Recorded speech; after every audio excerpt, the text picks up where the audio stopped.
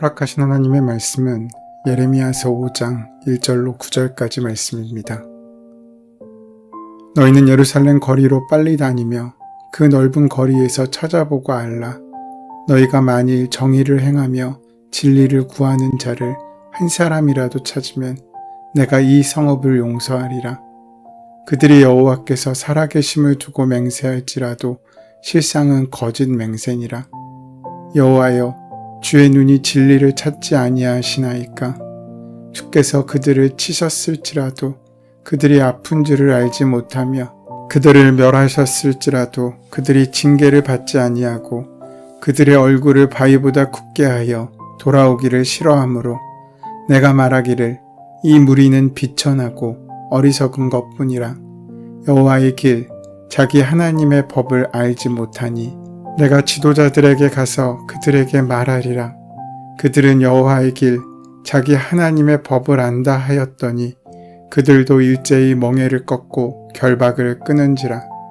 그러므로 수풀에서 나오는 사자가 그들을 죽이며 사막의 이리가 그들을 멸하며 표범이 성읍들을 엿본즉 그리로 나오는 자마다 찢기리니 이는 그들의 허물이 많고 반역이 심함이니이다. 내가 어찌 너를 용서하겠느냐? 내 자녀가 나를 버리고 신이 아닌 것들로 맹세하였으며 내가 그들을 배불리 먹인즉 그들이 간음하며 창기의 집에 허다히 모이고 그들은 두루 다니는 살찐 수말같이 각기 이웃의 아내를 따르며 소리 지르는 도다. 여호와의 말씀이니라. 내가 어찌 이 일들에 대하여 벌하지 아니하겠으며 내 마음이 이런 나라에 보복하지 않겠느냐. 예레미야서 4장에서 6장의 말씀은 유다의 심판에 대한 내용을 증거하는데 그 중에서도 5장의 말씀은 심판의 불가피성에 대한 내용입니다. 1절에서 9절의 말씀은 예루살렘의 완전한 타락에 대해 이야기하고 있습니다. 오늘 본문의 말씀인 5장은 크게 세 가지 내용으로 구성되어 있습니다.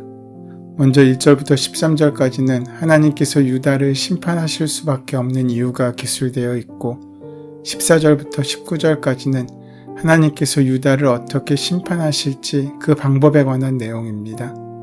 그리고 20절부터 마지막 절인 31절까지는 하나님의 심판 예언에도 불구하고 계속되는 유다의 죄악상에 대한 이야기입니다. 하나님께서는 예레미야를 통하여 1절에서 이렇게 말씀하십니다. 너희는 예루살렘 거리를 빨리 다니며 그 넓은 거리에서 찾아보고 알라. 너희가 만일 정의를 행하며 진리를 구하는 자를 한 사람이라도 찾으면 내가 이 성읍을 용서하리라. 이제 예루살렘은 풍전등화와 같은 위기에 놓여 있습니다. 바벨론 제국의 공격이 눈앞에 닥쳤기 때문입니다. 그때 하나님께서는 예언자를 보내셔서 이스라엘 백성에게 말씀하십니다. 지금이 위기이다. 지금 재난의 어려움 속에 너희들은 놓여있다. 이 백성을 내가 다시 구하려고 하니 하나님의 마음을 기쁘게 한 자, 공의를 행하는 자, 진리를 구하는 자, 하나님의 뜻에 순종한 자를 한 사람이라도 찾아봐라. 만약 찾게 된다면 내가 이 백성을 용서하여 주겠다. 하나님께서는 예레미야에게 예루살렘에서 정의와 진리를 행하는 사람을 한 사람이라도 찾아보라고 하십니다. 하나님은 예레미야에게 예루살렘 거리에서 의인 한 사람이라도 찾을 수 있다면 예루살렘을 멸하지 않겠다고 약속하십니다. 그 모습은 마치 소돔과 고모라의 때의 모습과 같습니다. 하지만 예루살렘에는 의인 10명이 없어서 멸망당한 소돔과 고모라와는 달리 의인 한 사람도 찾을 수 없는 성이 되고 말았습니다. 예루살렘에 바르게 행하는 사람이 단 한 사람도 없다는 것은 바로 그 도시가 죄에 그만큼 물들여져 있다는 것을 의미합니다.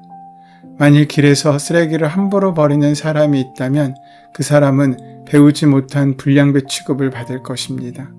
그런데 만약 사람들 대부분이 그렇게 행한다면 그 모습은 그저 일상의 모습이 됩니다. 학교에서 학생이 시험을 볼 때 부정행위를 하는 것은 용납될 수 없는 일입니다. 그러나 대부분의 학생이 부정행위를 하고 한두 명만 그렇게 하지 않는다면 부정행위가 바르지 않음에도 불구하고 그것을 행하지 않는 학생이 오히려 융통성 없는 바보 취급을 받게 될 것입니다. 그만큼 죄의 집단화는 무섭습니다. 지금 예루살렘이 그러하다고 하나님께서 말씀하고 있으신 것입니다. 소돔과 고모라를 향한 아브라함의 기도를 기억하십니까? 하나님, 의인이 50명이 있으면 이 성읍을 멸망시키시겠습니까? 하나님께서 그렇게 하지 않으시겠다고 말씀하십니다. 그래서 점점 내려온 의인의 숫자가 바로 10명입니다. 그런데 오늘 본문은 의인 1명이라도 찾아보라고 말씀하십니다. 그 정도로 의인이 없다는 것을 뜻합니다. 이스라엘 백성이 여호와의 이름을 매일 수없이 들먹이고 하나님은 살아계시다고 맹세를 해도 그것이 다 헛것이라고 말하고 있는 것입니다. 진정 하나님을 사랑하고 하나님의 뜻에 순종하며 공의를 기뻐하고 진리를 구하는 사람이 없다는 것입니다. 하나님의 한스러운 말씀입니다. 어느 시대든지 진리를 행하는 사람은 늘 소수였습니다.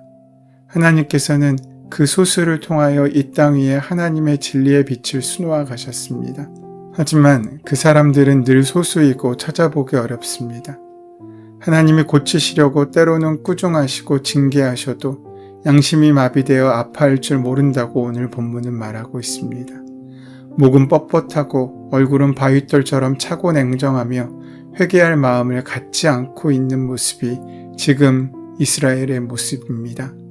비록 표면적으로는 하나님의 이름을 말하는 자들이 있었지만 하나님은 그것이 다 거짓이라고 지적하고 있으십니다. 하나님을 알고 하나님께 제사를 드리고 있는 사람들이 있는데 하나님께서 인정하실 만한 의인 한 사람이 없다는 것이 얼마나 충격적인 일입니까? 예루살렘의 상태가 어떠했는지 좀 더 구체적으로 2절로 3절 말씀은 이렇게 증거합니다. 예루살렘 사람들은 여호와의 이름으로 맹세도 했습니다. 그것은 자신이 여호와 하나님께 속했고 자신의 삶의 범주는 하나님의 뜻을 벗어나지 않도록 한다는 의미입니다. 그러나 그것이 거짓말이라고 하십니다. 입은 하나님의 것인데 삶은 아니었기 때문입니다. 지금의 용어로 표현한다면 진실한 신앙인이 아니라 형식적인 신앙인이라는 의미입니다. 그래서 하나님께서 그들을 징계하셔도 그것이 징계인 줄도 몰랐습니다. 예루살렘 거민들은 그 얼굴이 바위보다 더 굳었다고 합니다. 이것은 단순히 그 얼굴이 철면피처럼 되어서 부끄러운 줄을 모른다는 의미가 아닙니다. 얼굴은 아침에 세수하는 부분이 아니라 온 인격, 그 사람의 전체를 나타내는 또 다른 표현입니다. 그 인생이 하나님에 대한 감각이 떨어져서 마치 하나님의 백성이 아닌 것처럼 되어서 그냥 하나님 없이 살고 있다는 의미입니다. 그래서 죄를 지으면서 죄인 줄 모르고 하나님께 돌아오려는 마음조차 갖지 못하게 된 것입니다. 그래서 하나님께서는 이제 마지막 순간 사자와 이리와 표범을 그들에게 보낼 거라고 말씀하십니다. 그것은 거대한 바벨론 제국이었습니다. 이스라엘 백성들은 그들에게 찢겨 멸망당하게 됩니다. 그리고 이스라엘 지도자들이 바벨론의 포로로 잡혀 무려 70년 동안 포로 생활을 하다가 다시 돌아오는 비참한 역사를 가지게 됩니다. 하나님은 역사적 현실을 바라보며 반성하라고 예언자 예레미야를 보내셨습니다. 하나님께서 사랑하신 백성들이 배반할 때 예레미야에게는 두 가지 마음이 있었습니다. 하나는 자기 민족을 사랑하는 민족주의적 정신입니다. 동시에 그는 하나님의 마음으로 백성들을 바라보았습니다. 거대한 바벨론 제국이 이제 곧 예루살렘을 노략질하려고 할 때 예레미야가 깨달은 것이 있습니다. 아마 정치적인 눈, 사회적인 눈, 세속적인 관점으로 본다면 거대한 강대국 바벨론이 제국주의적인 팽창주의와 정벌주의로 이스라엘 백성들을 공격하고 있으니 망하게 해달라고 기도했을 것입니다. 그런데 예레미야의 마음속에는 그것보다 더 중요한 것이 있었습니다. 재난과 고난으로 어려운 문제가 발생하면서 위기라고 했을 때 그는 자기의 죄악과 민족의 죄악을 보았습니다. 거짓과 부패, 타락과 하나님의 공의를 무시하며 진리를 구하지 않고 우상숭배를 하는 민족의 죄악을 보면서 고통스럽게 하나님 앞에 고백하는 것이 예레미야의 지금 모습입니다. 그러므로 그는 이스라엘 백성들을 향하여 회개하라고 외칩니다. 이 위기와 재난은 이스라엘을 새롭게 하시기 위한 하나님의 뜻이며 사랑의 징계라고 말씀합니다. 이것을 통해 하나님께서 회복시켜 주실 것이라고 선포합니다. 예레미야가 눈물을 흘리면서 고통스럽게 부르짖지만 이스라엘 백성은 돌아올 생각을 하지 않습니다.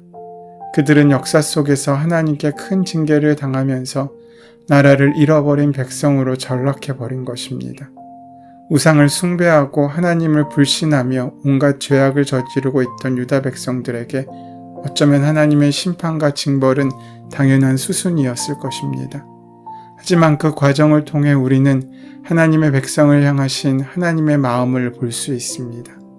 정의를 행하면 진리를 구하는 한 사람이라도 있으면 내가 이 성읍을 용서하리라. 바른 것을 실천하며 참되게 살려고 애쓰는 사람이 한 사람이라도 있으면 하나님께서 유다 백성의 죄악을 용서해 주시겠다는 것입니다. 어떻게 보면 이것은 0%의 가능성일 수도 있지만 100%의 가능성이기도 합니다.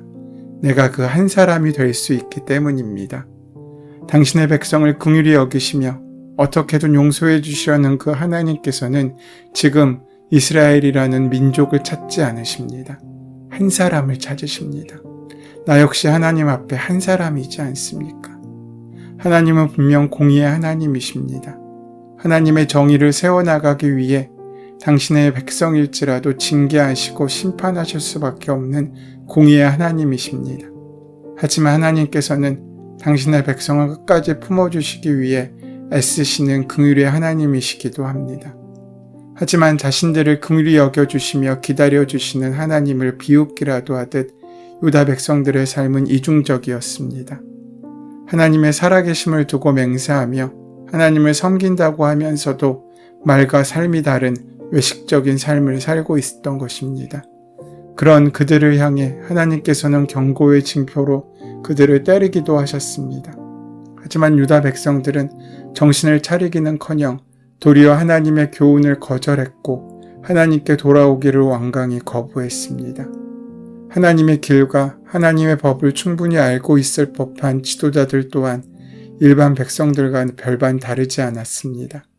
현존하시는 하나님을 전혀 개의치 않고 마치 고삐 풀린 망아지들처럼 방종한 인생을 살게 되었습니다. 예루살렘 사람들이 하나님을 하나님으로 섬기지 않을 때 어떻게 되는지 6절은 이렇게 증거합니다. 그러므로 수풀에서 나오는 사자가 그들을 죽이며 사막의 이리가 그들을 멸하며 표범이 성읍들을 엿본즉 그리로 나오는 자마다 찢기리니 이는 그들의 허물이 많고 반역이 심함이니이다. 이스라엘 백성들은 성경에서 언제나 양으로 묘사됩니다. 반면 주변 나라들은 사자나 이리, 표범 등으로 묘사됩니다. 그들의 포악함에 비해 양은 자구책이 없는 동물입니다. 날카로운 이빨이나 발톱도 없고 빠른 다리도 없고 게다가 시력도 너무 약해 불과 2-3m 앞밖에 볼 수 없습니다.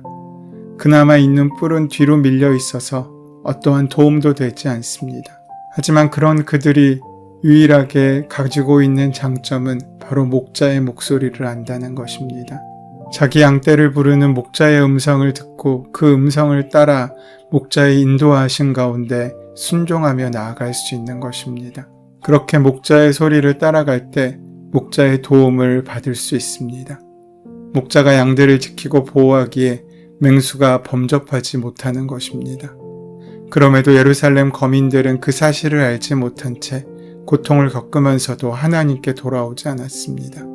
본문 7절로 9절까지 말씀을 보면 어떻게든 그들을 용서해 주시라는 하나님의 마음을 외면한 채 유다 백성들은 영적인 간음 외에 성적으로도 타락한 모습까지 보여주었습니다. 긍휼을 베푸시며 참아오셨던 하나님께서는 이제 징계를 결심하십니다. 당신의 백성을 더 이상 방관할 수 없으셨기 때문입니다.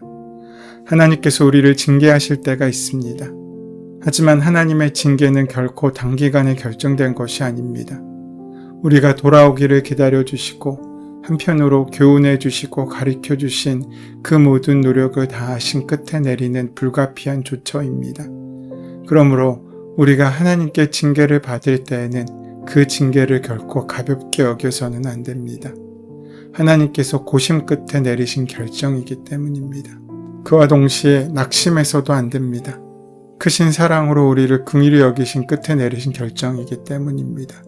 우리는 우리의 죄로 인한 심판의 길과 하나님의 긍휼과 은혜로 인한 구원의 길 그 사이에 서 있습니다. 어떤 길을 갈지는 우리가 결정하는 것입니다. 오늘 믿음으로 하나님께서 인도하시는 긍휼의 길을 통하여 다시금 회복의 역사를 누리시는 저와 여러분 되시기를 소원하고 축원합니다.